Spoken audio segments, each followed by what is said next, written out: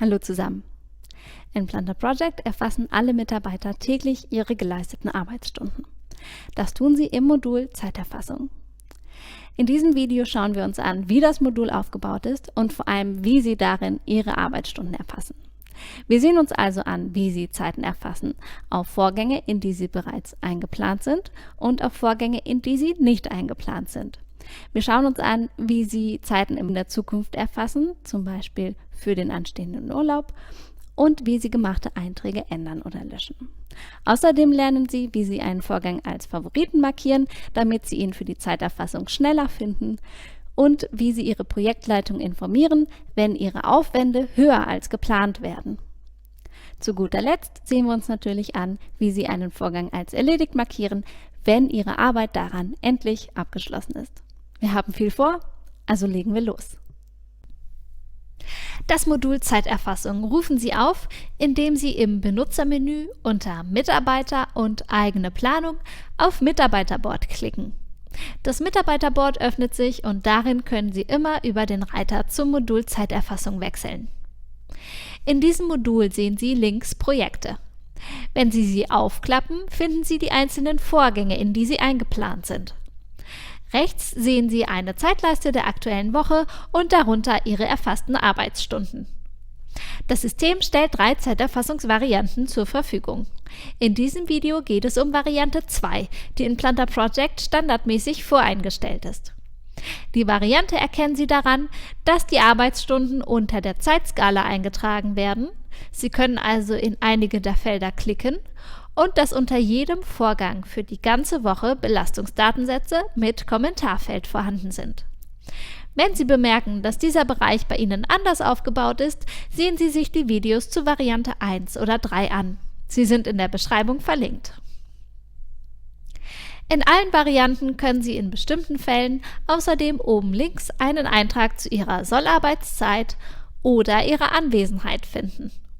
Das Video, in dem wir beides genauer erklären, haben wir ebenfalls verlinkt. Sehen wir uns jetzt an, wie Sie Ihre Arbeitsstunden in Variante 2 erfassen.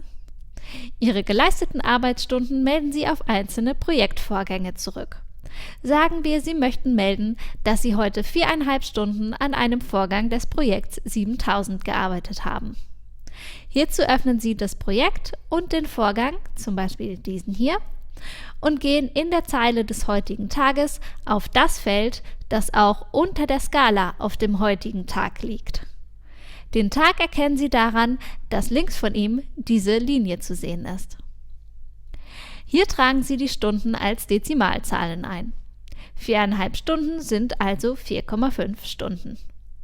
Im Kommentarfeld können Sie beispielsweise eintragen, woran Sie gearbeitet haben. Wenn Sie alle Einträge vorgenommen haben, speichern Sie. Um bereits erfasste Einträge zu ändern, korrigieren Sie Stundenzahl oder Kommentar und speichern Sie wieder.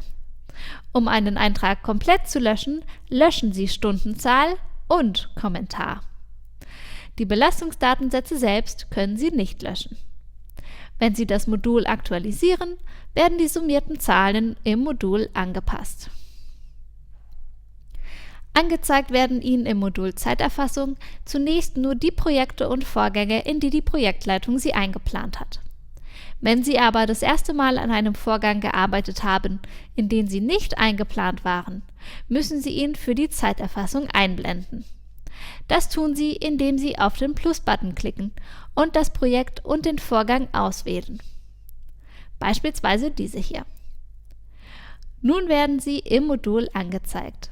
Anschließend erfassen Sie wie gehabt Ihre geleisteten Stunden. Mit den File-Buttons springen Sie zu anderen Wochen. So können Sie alte Einträge einsehen und, wenn erlaubt, korrigieren. Sie können außerdem in die Zukunft springen, um Zeiten im Voraus zu erfassen, zum Beispiel bei einem anstehenden Urlaub. Solche Zeiten müssen auf spezielle Projekte zurückgemeldet werden, die Zeiterfassungen für ein zukünftiges Datum erlauben. Sie finden sie unter der Überschrift Zeiterfassung auch in die Zukunft. Über den Button Heute kommen Sie zurück zur aktuellen Woche. Sollten Sie zu viele Vorgänge sehen und den Überblick verlieren, markieren Sie sich Vorgänge, auf die Sie häufig Zeit erfassen, über das Sternchen als Favoriten. Die Vorgänge rutschen dann nach oben in die Kategorie Meine Zeiterfassungsfavoriten. Am Restaufwand sehen Sie, wie viele Arbeitsstunden Ihnen für den Vorgang laut Projektplanung verbleiben. Wenn Sie feststellen, dass Sie mehr Zeit als angegeben benötigen, melden Sie Ihre Prognose des Restaufwands an die Projektleitung.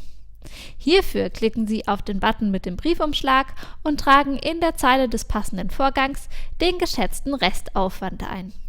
Speichern Sie dann und klicken Sie auf den Briefumschlag und auf Versenden. Ihre Projektleitung wird per E-Mail über Ihre Prognose informiert und kann sie in die Planung übernehmen. Wenn Sie Ihre Arbeit an einem Vorgang abgeschlossen haben, Glückwunsch, können Sie den Vorgang für Ihre Planung als erledigt kennzeichnen. Dafür setzen Sie das Häkchen in der Checkbox. Falls Restaufwände übrig geblieben sind, werden Ihre Restaufwände dann aus der Planung gestrichen. Nun haben Sie also gelernt, wie Sie für alle Situationen Arbeitsstunden erfassen, ändern oder löschen.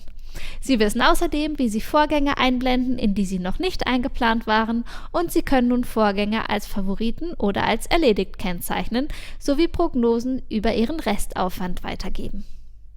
Wenn Sie Fragen zu Modul oder Abläufen haben oder weitere Hilfe brauchen, schauen Sie in unserer Online-Hilfe nach oder melden Sie sich beim Support. Unser Team freut sich, Ihnen weiterhelfen zu können. Danke fürs Zuschauen und Dankeschön, dass Sie sich für Planther entschieden haben.